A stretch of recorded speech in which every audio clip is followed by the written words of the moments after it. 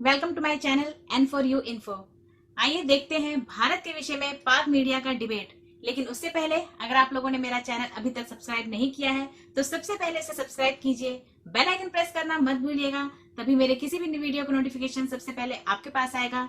Video पसंद आए तो लाइक और शेयर करना मत भूलिएगा। तो चलिए देखते हैं। अगर पाकिस्तान ना बनता, आरिफ साहब, आपको लगता है कि जिस तरह से यहाँ पे लोग रह रहे हैं, प्राइम मिनिस्टर बन रहे हैं, सदर बन रहे हैं, मेयर बन रहे हैं, वो सब कुछ हो पाता अगर ये साथ ही होता हिंदुस्तान के? क्या इतनी जगह या इतनी स्पेस जैसे कहते हैं मिल पाती मुसलमानों को? क्या कहते हैं आप? गफ्फार खान का बता।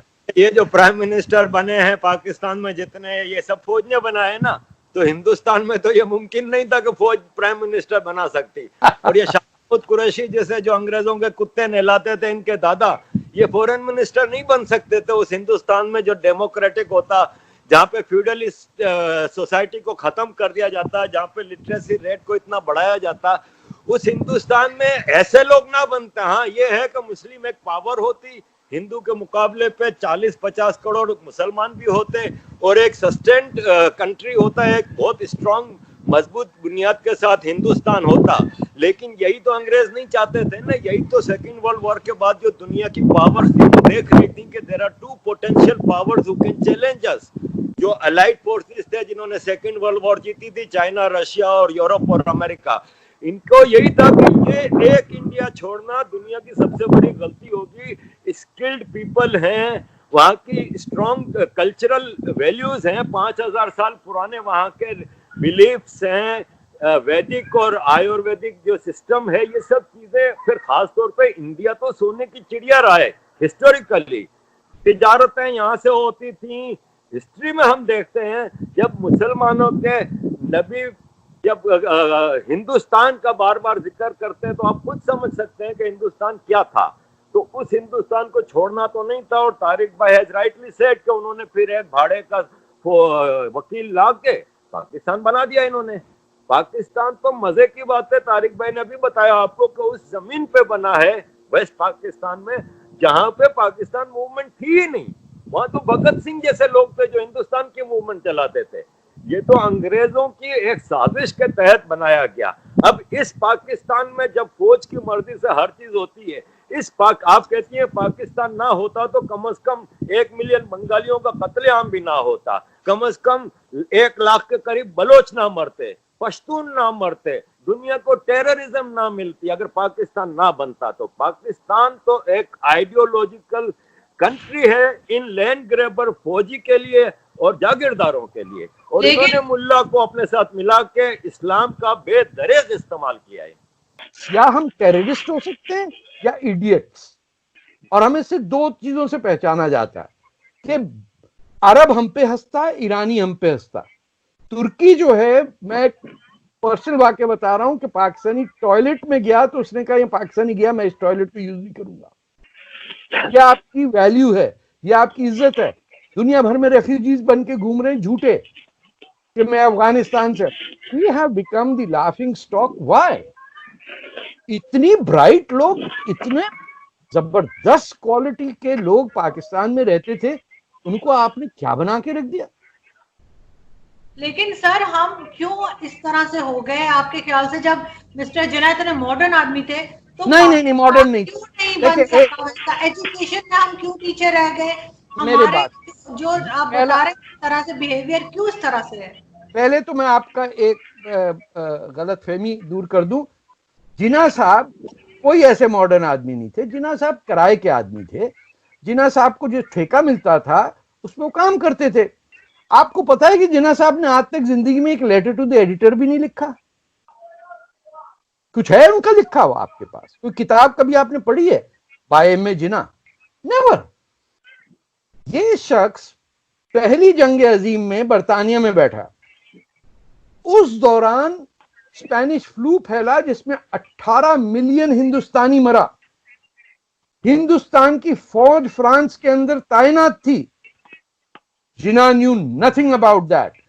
1917 में दुनिया का सबसे बड़ा इनकलाब बोल्शेविक रेवोल्यूशन रूस में आया, लेनिन की लीडरशिप में। Jinnah sahab has no idea, sitting in London कि what happened? He never wrote about that. Jinnah sahab second world war में, मुझे बताइए, उनको पता ही नहीं नेताजी कौन है, वेस्टर्न फ्रंट क्या है, ईस्टर्न फ्रंट क्या है, बर्मा की लड़ाई में हिंदुस्तानी से क्यों लड़ रहा. He had not written one word. क्यों? इनको ठेका मिला, ये लंदन में बैठे थे, इनको ठेका मिला पाकिस्तान बनाने का जब रूस की फौज अफगानिस्तान ईरान में घुसी और उसने एक कर्दिश स्टेट बनाया जिसका नाम था महाबाद. रूस की फौज सेकेंड वर्ल्ड वॉर के बाद 20 मिलियन स्ट्रांग थी. अंग्रेज के पास टोटल 2 मिलियन फौजी थे. उससे डर के इन्होंने प्राइम मिनिस्टर चर्चिल आस्क, वो इनका क्या नाम है, नेहरू जी एंड मेनन, कि हमें वेस्टर्न इंडिया में आप बेसिस बनाने. जब उन्होंने मना किया कि इंडिपेंडेंट इंडिया के अंदर हम फौजी अड्डे नहीं बनने देंगे, तब जिन्ना साहब को ठेका मिला कि आप जाइए पाकिस्तान. आप मुझे 1 मिनट दें, मैं आपको एक किताब दिखाता हूं जो 1941 में छपी. ये देखिए, ये किताब है पाकिस्तान अ नेशन बाय, मैं आपको सामने दिखाता हूं. ये 1941 में छपी, बर्तानिया में, पूरे पाकिस्तान में छपी. मैं डेट भी आपको दिखाता हूं, आपको अंदाजा होगा. ये पढ़नी है आप, अल्लामा इकबाल की फोटो है, 1941 इंडिया लाहौर, हाँ, अल हमजा के नाम से. और इस पूरे किताब में हर चीज पाकिस्तान के बारे में लिखी गई है कि क्या होगा इसका नक्शा, द डिस्ट्रीब्यूशन ऑफ रेसेस, पूरा पाकिस्तान का नक्शा 1941 में अल हमजा की किताब अ नेशन पाकिस्तान बन चुका था.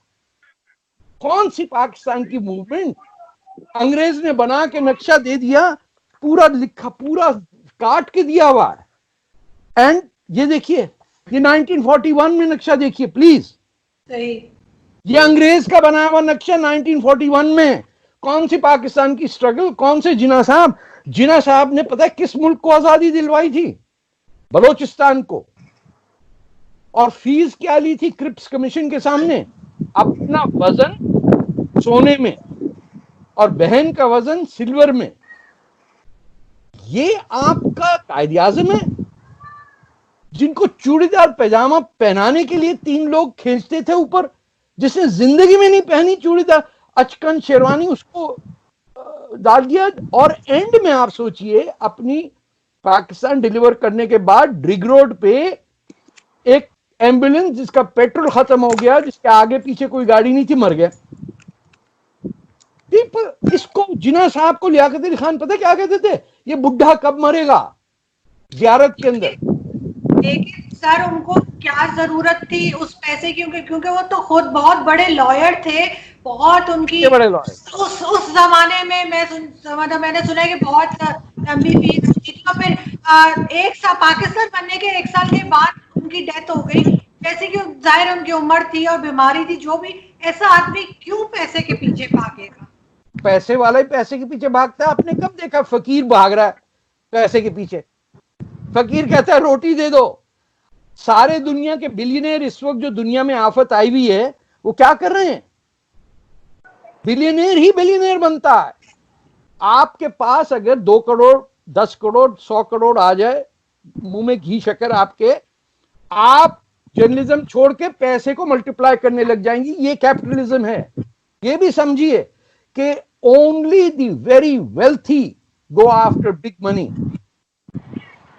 मैं आपको एग्जांपल बताता हूं. कनाडा में बड़े लोगों ने सिटीजनशिप ली. कौन लोग हैं जो सिटीजनशिप लेके यहां नहीं आते? पैसे वाले. क्योंकि यहां तो पैसा आराम से नहीं बनता है ना.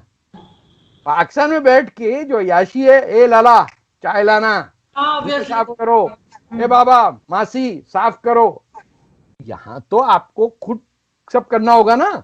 ये सब कैनेडियन सिटीजनशिप लेके पाकिस्तान में बैठे हुए तमाम इंडस्ट्रियलिस्ट जनरल जो हैं, وہ لے کے یہاں گھر بناتے ہیں.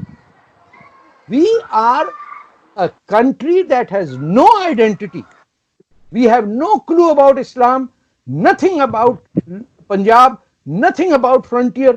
ہم ان لوگوں کے نام پہ میزائل رکھتے ہیں جنہوں نے ہماری ماں بیٹیوں کو کڈنیپ کر کے ریپ کیا. اتنی بغیرت قوم کہاں آپ کو ملے گی کہ عبدالی کے نام پہ آپ نے میزائل رکھا. دی اونلی مین ہو بچرڈ لاہور. اور لاہور میں لوگ کہہ رہے ساڈا بندہ آوے آوے آوے آوے عبدالی کا بنا لیا. آئی یو شیملیس کہ اورنگزیب نام پاکستان میں چل رہا ہے. آپ کو پتا ہے بابر نے پاکستان کا جو علاقہ ہے وہاں کیا ظلم تشدد نہیں کیا. یہ جو فرنٹیئر کے مسلمان ہیں یہ تو بہت بعد میں پہنچا. ان پڑھ آدمی, نو قرآن, نو حج, نو روزہ, نتھنگ. آپ نے اس کی بابری مسجد پہ جھگڑا شروع کر دیا پاکستان میں. ہمیں کوئی آئیڈیا ہے کہ ہم کس کے پیچھے جاتے ہیں؟ ہمارے سامنے لوگ یہ 47 کی بات کریے. پاکستان کے اندر پنجاب میں مسلم لیگ کی گورنمنٹ تو نہیں تھی نا. یہ شاید آپ کو نہ پتا ہو. مسلم لیگ ہار گئی تھی. 20,000 اردو سپیکنگ کمیونسٹ آئے تھے پنجاب میں جناح صاحب کو جتوانے. اور جب ختم ہو گیا پاکستان بن گیا انہوں نے کہا ہاتھ میں لوٹا منہ میں پان پھینک کے رہیں گے پاکستان. واپس دلی چلے گئے. جو آپ کے ساتھ زیادتی ہوئی ہے اس کو آپ ایکسپٹ نہیں کر رہے اور جن پہ آپ نے ظلم کیا اس کو غدار کہہ دیتے.